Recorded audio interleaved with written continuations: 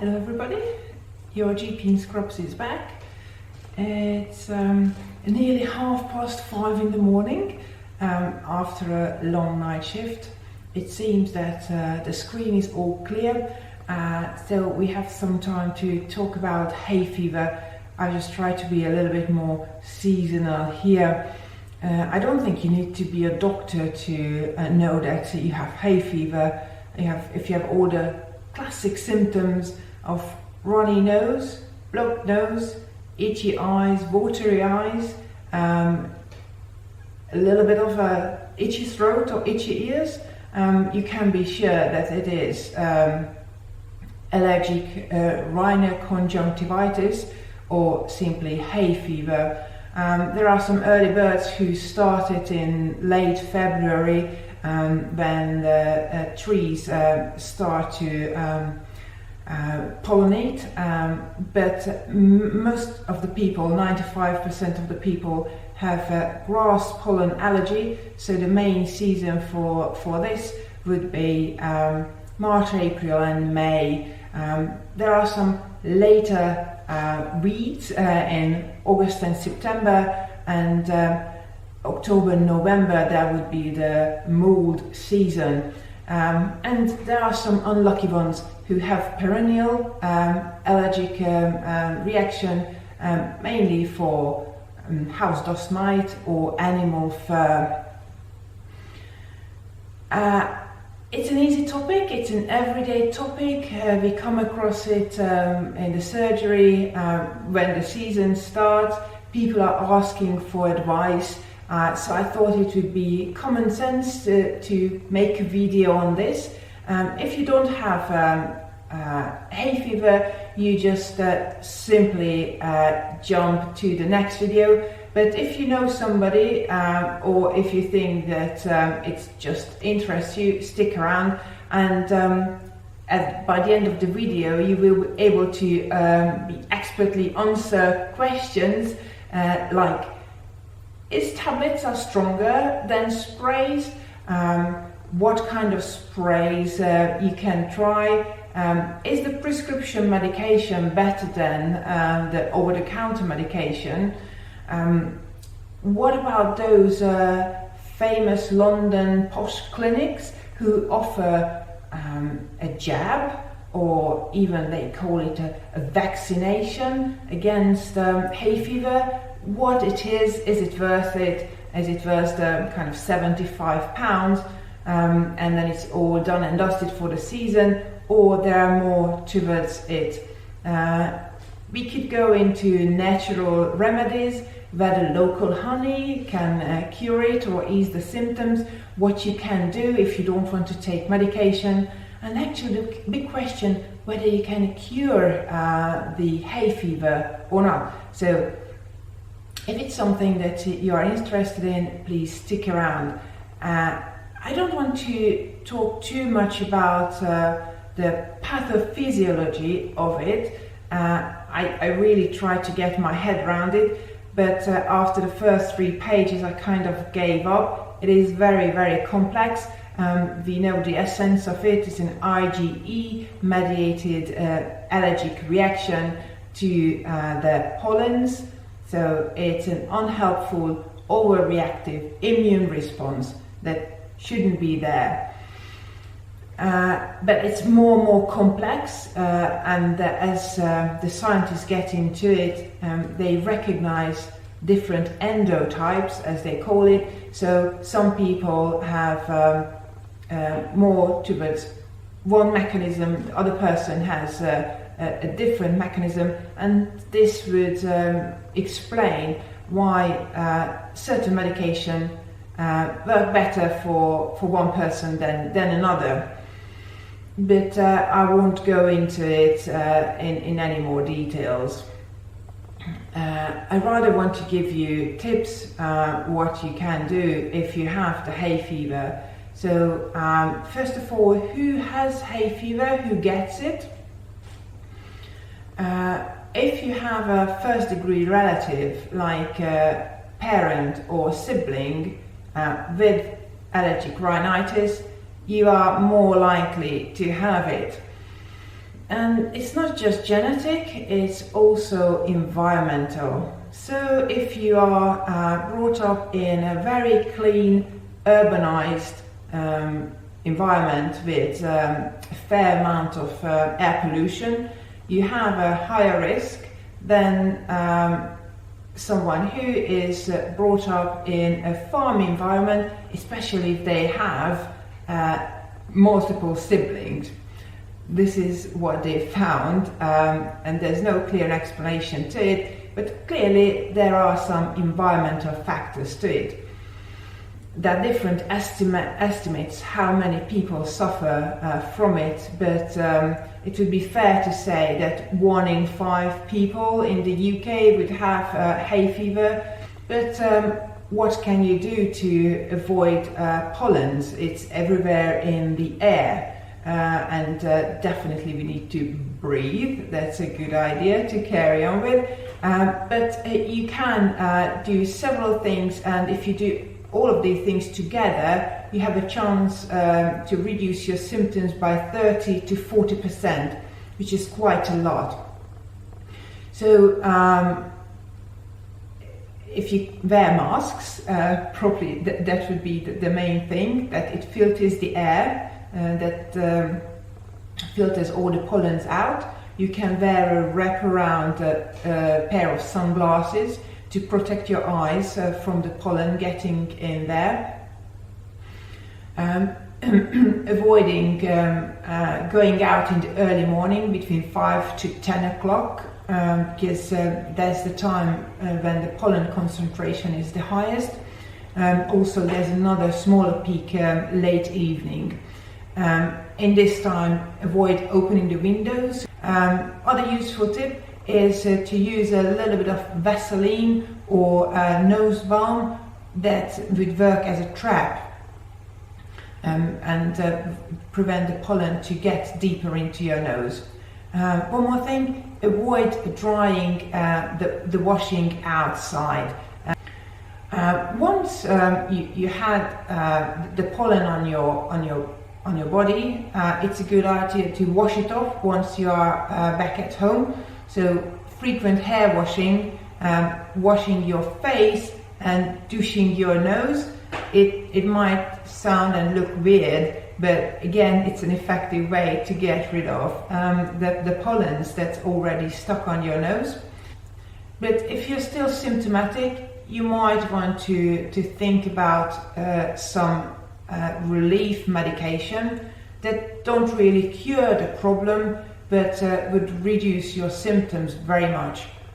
If you go into any pharmacy, then you will have a whole shelf full of different hay fever remedies. It's difficult to get your head around it, so I thought I'd give you a little explanation and insight how you can choose the best for you. There are very cheap and very expensive ones, and also there are the prescription only ones that you need to ask your doctor for. Let's have a look which one is best and whether it's worth to pay more for a more posh, fancy medication. First line treatment would be antihistamines, as we discussed at the first section. It's a histamine-mediated IgE reaction, so it's sensible to interfere and disrupt this circle. Antihistamines, you can take it in a nasal spray form and in a tablet form. Most people just want to take a tablet. It's quite cheap, over the counter. If your symptoms are more severe, then you might want to combine it with a nasal spray, a steroid nasal spray. So 70% of people actually need more than one medication to have proper control of their symptoms. So antihistamines, the old generation antihistamines, are sedative. It means that it causes you drowsiness, dizziness, and reduces your ability to concentrate. So they would be the Piriton, Phenergan, and Benadryl. These are all types of antihistamines. Please don't use them.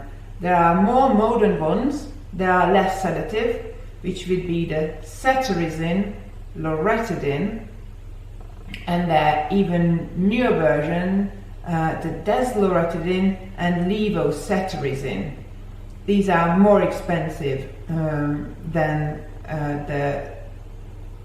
the basic molecule, and the reason for that, these newer ones still have the patency. It means that they can't produce a generic version, and they were hoping to make them even more effective. They came onto the market in the early 2000s, but unfortunately they failed to meet the expectations. They are not more effective, and they are not less sedative at all than their mother molecule. So please don't pay more for the levocetirizine or for the desloratidine.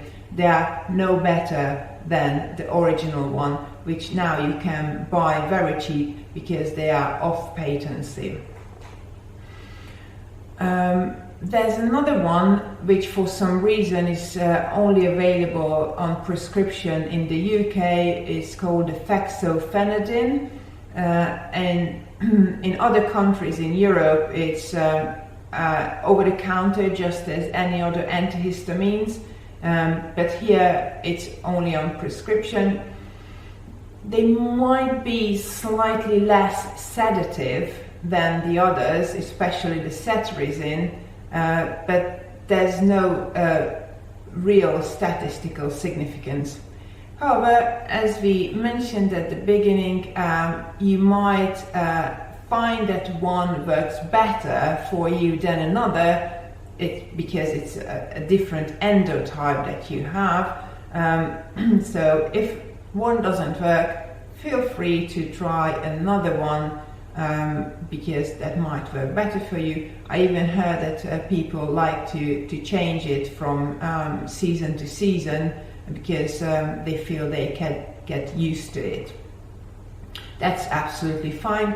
However, there's no point taking two different antihistamine tablets at the same time. There's absolutely no evidence that it works better.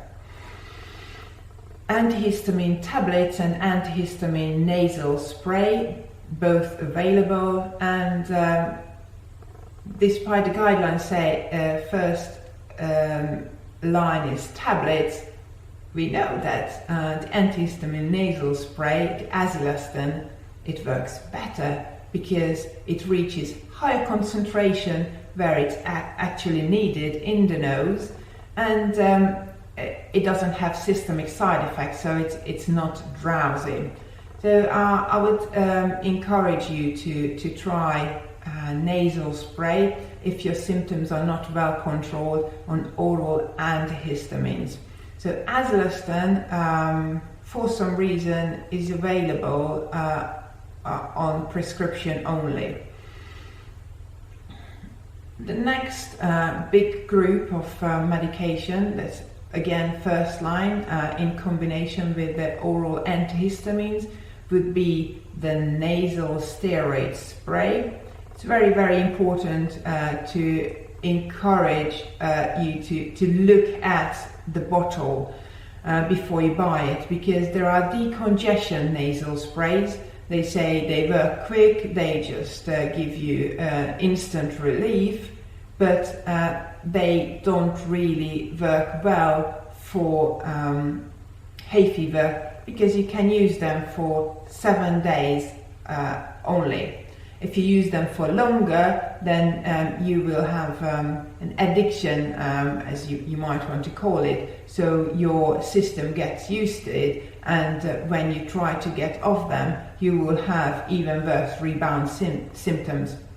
However, if you use the steroid spray correctly, it's absolutely safe to use long term, even all year round, even for years and years. So steroid nasal spray there are three main ones. I looked into them all, but there are three in fashion: fluticasone, mometasone, and beclomethasone. Out of these three, the fluticasone and the beclomethasone are available over the counter in the UK. The mometasone is prescription only. Let's have a closer look at these. The beclomethasone is one of the old previous generation nasal steroids. It means that it absorbs somewhat into the system. However, your liver clears it very much, so there's no real long-term side effect from it. In children, they notice there's a slight growth reduction, which is 0.9 centimeter per year. So it is significant, but it's still safe to use in children. However, now we have these two new ones, the fluticasone and the mometasone, and they are less lipophilic, as they say, so they don't absorb as much. It's 1% of the mometasone and 2% only absorbs the system of the fluticasone. So it's absolutely negligible and has no systemic side effect, safe to use in the long term. One major advantage of the fluticasone is that it's once a day and it's available over the counter. While the beclomethasone, it's twice a day, it's also available over the counter, but if you compare the price, you will find that the newer one, that actually is cheaper because you need to use it only once a day. The mometasone is available only on prescription, and it's actually no better than the fluticasone. They absolutely have the same strength and same side effect profile altogether. Mention the side effects. It's very important how you use this nose spray, because if you use it with the incorrect technique, you're more likely to have side effects, which would be nosebleeds and rarely perforation of the nasal septum. I put a link down into the description box. Please check it out. It's from the Allergy UK website, and it's a short video to demonstrate how to use the nose spray correctly.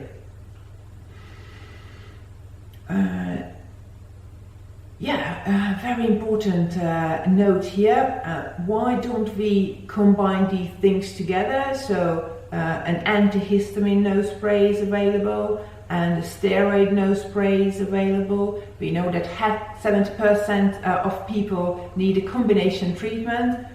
So Mylan just came up with a great idea to combining these two ingredients into one spray, and it's called Dimister.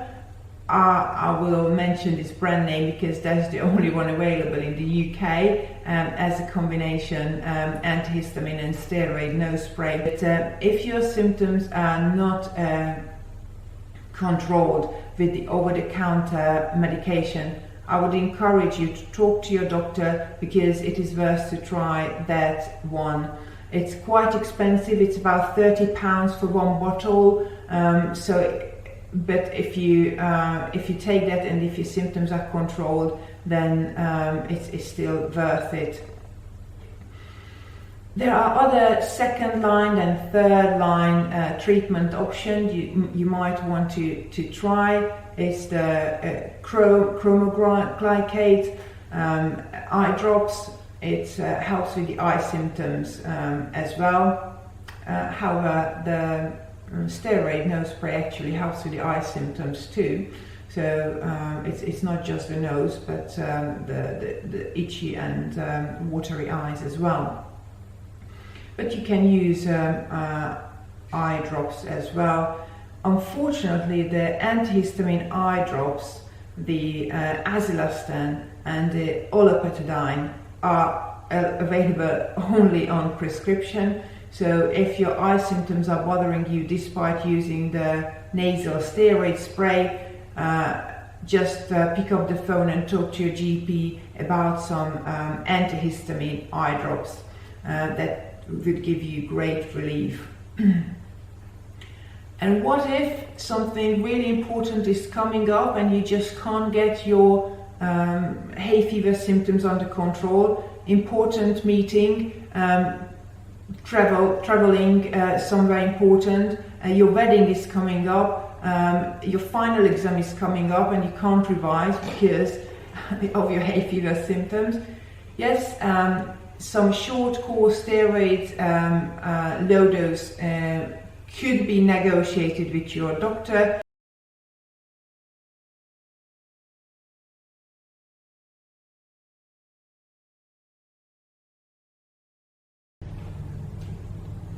Is hay fever just a nuisance, or could it be more serious? Well, for most people it's just a nuisance, but if you have irritation in your mucosa, in the lining can get thick and can develop polyps, which is excessive growth of the lining. So it will end up with permanently blocked nose, sinus infections, and sometimes post-nasal drip when you feel the mucus going down constantly on your throat, giving you a tickly cough. It's particularly uncomfortable. It can be actually life-threateningly serious if you are asthmatic, because the whole lining, starting from the nose all the way down the throat and the lungs, are just one continuous mucosa. So if you have upset in one part, then it will be upset in the other part. Practically it means if you don't control your hay fever, it will cause you an asthma flare-up. Your asthma will become unstable and it can end up with a serious asthma attack. You might end up in hospital. But can you actually cure this condition? Because there are some injections that they give you under the skin, or small drops or tablets you put under your tongue that's made out of pollens, and it helps your body to get used to readjust to the presence of the pollen, so it wouldn't respond with an allergic reaction that is just too much.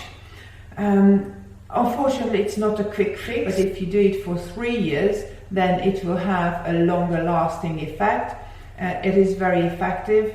However, I have to admit, in the UK, the access to allergy clinics is very, very poor.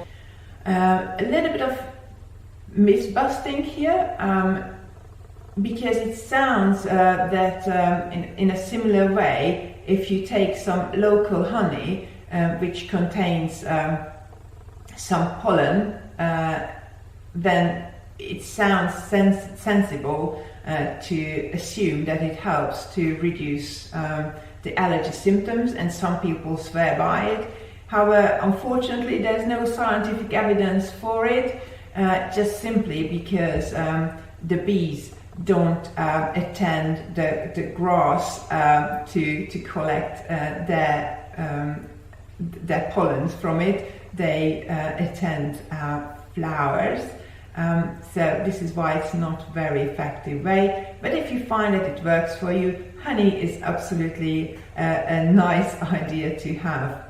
If you still have further questions, if you want to hear details or more clinical evidence, then just ask me in the comments. Also, you will find loads and loads of links for articles that I went through. I just cherry-picked a few that I found very interesting, and if you are into the allergy topics, you might want to check them out.